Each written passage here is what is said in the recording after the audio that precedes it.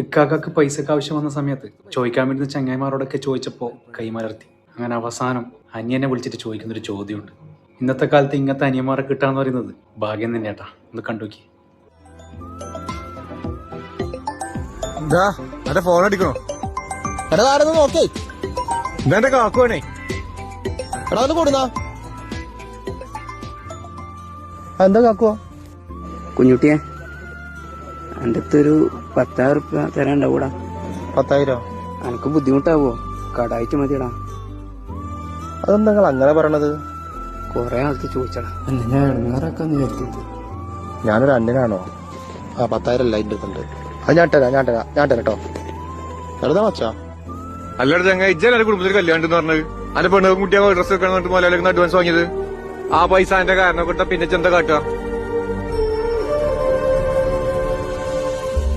ചെറുപ്പത്തിൽ